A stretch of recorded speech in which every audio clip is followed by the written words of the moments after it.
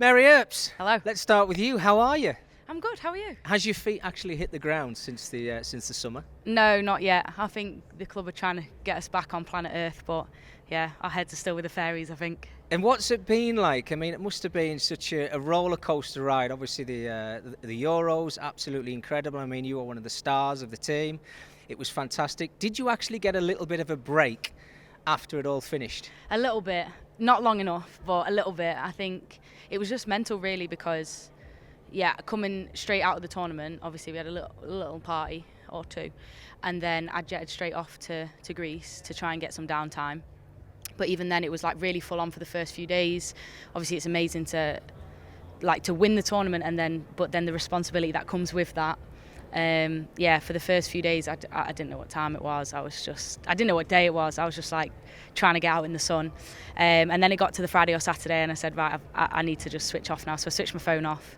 That's a typical Mary thing to do, and try and disconnect and just rest a little bit. So that's what I did. Because you've been in this bubble, hadn't you? You know, with all of your teammates, right, and obviously the coaches, etc. and stuff. And then to come out of that, knowing what you'd achieved, you know, could you walk the streets? Was it kind of like, you know, I need to put a hood up or something? I need to hide away from people now, or do you like all that attention? You know what? I've not really got my head around it all yet. I think. I was in the airport and people were asking for pictures in the airport and stuff, which is it's really nice. And I've loved actually meeting so many people who've had such a great experience this summer and hearing about their stories and their journeys, or, you know, their daughters and sons watching the game or whatever. But it's been amazing, but it's never something I've ever experienced before. Like, you know, we were at Old Trafford yesterday and I'm used to just sitting there watching the game, just minding my own business. But yeah, can't do that no more. I've got to be on my best behaviour at all times because somebody's watching. No, exactly. I mean, you touched on that. I mean, you were at Old Trafford yesterday, a full house. Yeah. You know, you witnessed that, you know, a few stadiums, obviously in the Euros, but Wembley Stadium, which must have been absolutely incredible for yourself and the rest of the girls. Yeah. I mean, you're going to get a taste of that in the WSL this season, aren't you? I think the first game against Tottenham Hotspur, obviously, you know, there's going to be a big crowd in there, but I think you've got Leicester City, the KP Stadium, the King Power Stadium as well. I think, and then Old Trafford, I think, is in December against Aston Villa. Mm-hmm. Now, that must be super special to you. Yeah, I think we want to just pack out wherever we're playing. So I think it would be really nice to pack out Lee as well regularly for our home games. I think sales are looking really good for our first home game against Reading. But yeah, to play at such iconic stadiums is definitely fun. I'm looking forward to playing at Tottenham's new ground, definitely, because I've heard great things. Old Trafford is always special. And I'm hoping we can get even more people there. Obviously, we had a bit of a taste of it as Manchester United in March. We obviously played there in the lockdown, but there was about 20,000 in March, which is good. But I think there'll be even more in December. And then when we packed it out for England this summer, it was rocking. So couldn't even talk to my centre half, and that's exactly how I want it in December.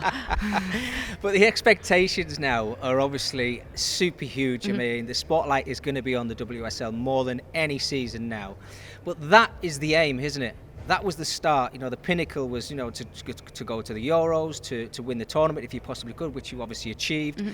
Now, after that, you know, to take women's football to the next level. Yeah. Is kind of down to yourselves, isn't it? No pressure, thanks for that. No, sorry. No. I think, you know, we done well in the summer, but we want to see this consistently. We want to keep, you know, pushing the game forward as much as we possibly can. And for me, I see this as just the start, and long may it continue. I think there's plenty more improvement and development of the game to go, and that's only going to be enhanced by the more people, brands, businesses interacting with the game, the more investment that's pushed into the game, the more people attending the games. All these things speak volumes. And you look at the numbers of people who are watching on the telly as well, and it all starts to paint such an incredible picture of not just, oh, women's football's all right, isn't it? It's actually, no, people have been caring and loving this game for a long time, and we're now finally actually seeing that because we're being given a platform to show you. So yeah, it is up to us, and hopefully we can continue to do you proud. Yeah, I mean, you've obviously seen the darker times. Yes. Yeah, the difficult times. Now, you know, you're very fortunate and you're having a great time, and obviously a brilliant experience in the summer of, you know, training grounds. and football stadiums, as you mentioned there before. Now, that next generation is, I think, what you brought, because you gripped a nation in the summer without a doubt. And it's that next generation after yourselves, they're going to obviously move on forward and take this game, the women's game, to another level. Mm-hmm. And that's something that you must be really proud of. Yeah, I think I see myself as being in a really fortunate position that I feel like I've seen the game grow. So I feel like you kind of get that balance of when you're trying to say, oh, look, I think we deserve a bit better here, actually. I don't think the standards are good enough, but also knowing, look how far we've come here. And I think having that balance is quite unique. There's so many players before us who've done the exact same as well. But I think the future generations will obviously enjoy the fruits of our labour in a way, but they might not have that full picture like what we've got, which actually I think gives us a really special position, and I think that's always important to remember. However, I'm really passionate about helping develop the game and helping create a better future for young girls, and so I'm gonna, and I know all the team here and at England as well will continue to push for that. And I mean, the coaches that you worked throughout your career, I just wanted to touch on, have you ever had a conversation with, let's say, David De Gea, for instance? Have they been helpful in your progression as well over the last 2 or 3 seasons while you've been at United? To be honest, me and David exchange messages every now and again, mostly just about clean sheets and normal goalkeeper things. I see him around training and we'll catch up quickly. Obviously we've both got very hectic schedules, but it's really nice to have that interaction, and we're both, I think, supportive of one another. And he texted me a few times in the tournament just saying, well done, keep going, even though, when we played Spain, I think he would have liked to have seen Spain win, but sorry, not sorry, David.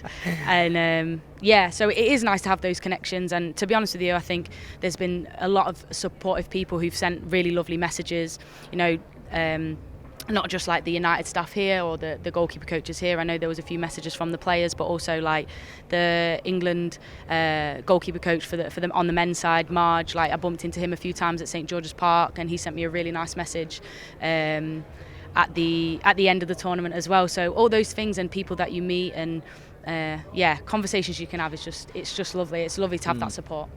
Well, that must be an absolute huge amount to you as well. Knowing that you've got the backing. Not just from in-house, you've also got it from outside as well. And I think that kind of, it's all down to what you've achieved yourself. I mean, it was just an incredible tournament for yourself. And it must be fantastic and make you feel very proud to know that you've got that backing. Yeah, I'm really proud. I think for me, it was really nice to have those lovely messages and just kind of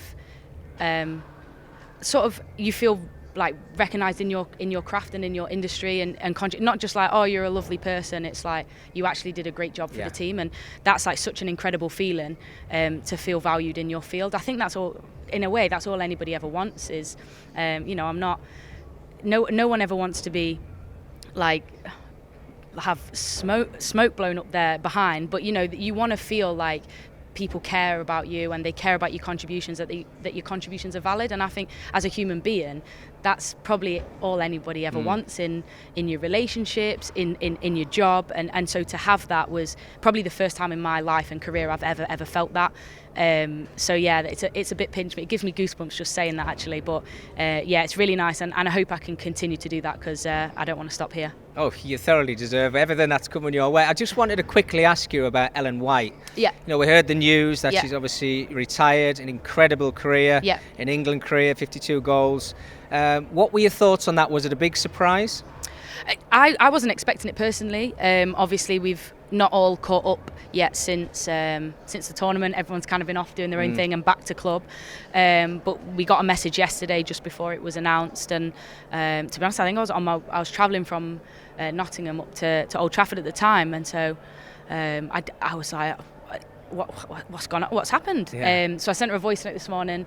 I'm sure she's absolutely buried in messages, because, as you say, what a player. What she's achieved in the game is unbelievable. And obviously I feel like goalkeepers and goal scorers have a lot of respect for one another, because I know how hard it is to have that that pressure of like goalkeepers just have to save the ball and nobody cares how, and goal scorers just have to score and nobody cares how. So I think it's a very polar opposite, but share a lot of similarities. But yeah, I've got a lot of respect for Ellen, and I can't wait to catch up with her and find out what she's going on to next, and I wish her all the very best. Very, very special player. And can I finish off by saying I wish you all the very best for another very difficult season, and long may this all continue for you, because you've been absolutely fantastic. Oh, thank you very much. Appreciate that. Thank you.